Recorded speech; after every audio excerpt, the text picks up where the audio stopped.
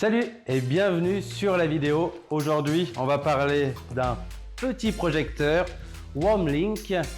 Petit mais pas des moindres parce que dans ce test, je vais te démontrer toute sa puissance. On va voir la vidéo en plein jour et dans le noir ce que ça donne pour la résolution. Et grâce à lui, tu pourras avoir quand même un écran jusqu'à 3,20 m de large. Alors, c'est quand même pas rien. Dehors, sur un mur blanc ou sur un écran, tu verras, c'est le top. Le produit, il se présente comme ceci. Donc il est très bien emballé. Hop, tu vois, comme je te le disais, il est petit mais costaud. Ici, tu as la roulette pour gérer la netteté de l'image. Il dispose de son alimentation, d'une prise USB et d'un HDMI. Pourquoi pas venir brancher sa console ou n'importe quel autre lecteur. Il a le Bluetooth 5.4, donc tu peux lui brancher une barre de son ou tout autre élément en Bluetooth pour avoir un meilleur son, mais il dispose aussi de son propre haut-parleur, donc au final besoin de rien, et tu verras que le son est pas trop mal quand même pour un appareil de cette taille. Dessous, tu as la possibilité de venir y mettre un trépied et comme tu peux voir, du coup, il peut se bouger à 180 degrés et par rapport au mur que tu as, ou alors si tu le projettes au plafond ou quoi, il a l'autoréglage pour te donner une image la plus droite possible. Alors, dans le contenu, tu as la possibilité d'avoir une souris, voilà, une petite souris laser pour venir sélectionner, comme sur un ordinateur, les programmes que tu regardes. Parce que oui, comme je te disais, il a le Wi-Fi 6. Donc dessus, tu peux retrouver tous tes programmes préférés, Netflix, Disney+, Amazon Prime Video. Tu peux même connecter ton téléphone en réplication d'écran. Et bien sûr, tu peux aller sur YouTube voir la chaîne de Christophen. La télécommande, en plus de la souris, le secteur et les petites notices. Mais ça, comme d'habitude, personne ne les regarde. Alors, voilà. Qu'est-ce que je peux te dire d'autre sur ce projecteur?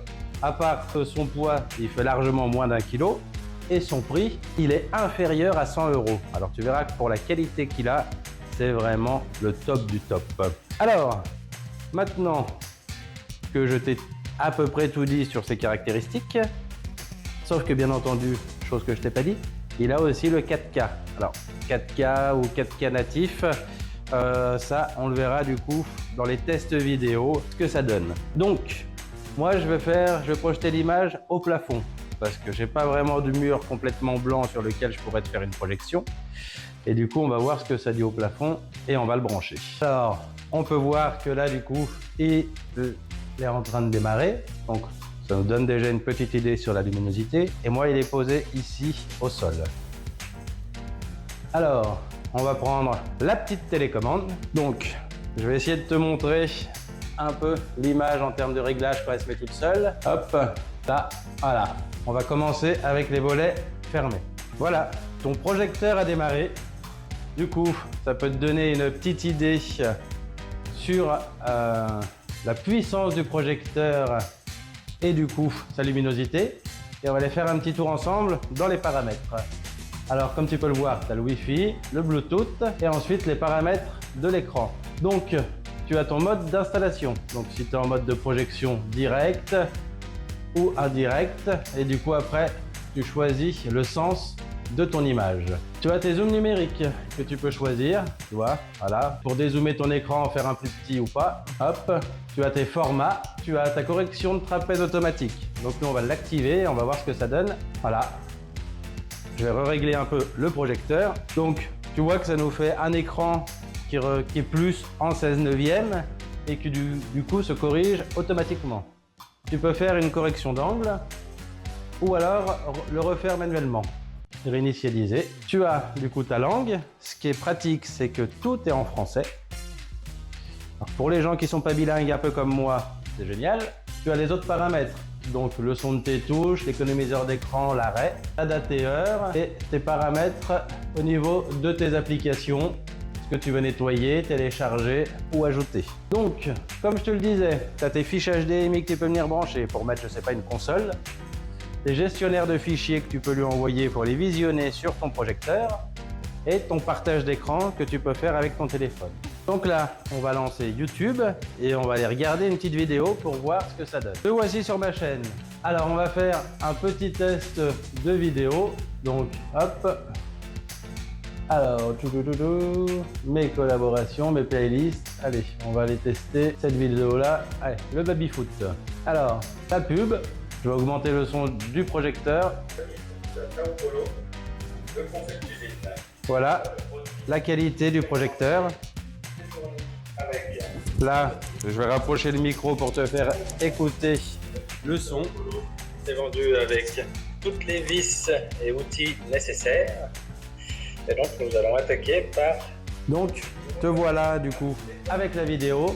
Tu peux apercevoir la qualité et je vais aller ouvrir pour voir ce que ça donne en plein jour. Donc, voilà ce que donne le projecteur en plein jour. Donc, tu remarqueras qu'il n'est pas bien fait pour une utilisation en plein jour parce que du coup, voilà, la luminosité n'est pas assez puissante pour en profiter pleinement. Alors, c'est vraiment en mode cinéma, pleine nuit, que tu pourras en profiter pleinement. Maintenant, je vais refermer les volets et je vais te lancer un test en 4K sur YouTube pour voir la définition. Donc voilà, j'ai trouvé une vidéo sur la 4K. On peut voir qu'on est bien réglé en qualité 4K. Et du coup, on va voir cette petite vidéo, cet extrait de 12 secondes. Donc voilà un peu la qualité du 4K avec le rétroprojecteur, ce que ça peut donner. Donc on voit que l'image est belle, on voit que l'image est assez fluide. Donc voilà un peu tout ce que je peux te dire sur ce rétroprojecteur, que moi je trouve très bien. On l'utilise nous des fois avec ma femme le soir, ou alors ça nous est déjà arrivé de l'utiliser dehors pour regarder la télé contre le mur de la façade. Et honnêtement, c'est chouette quoi.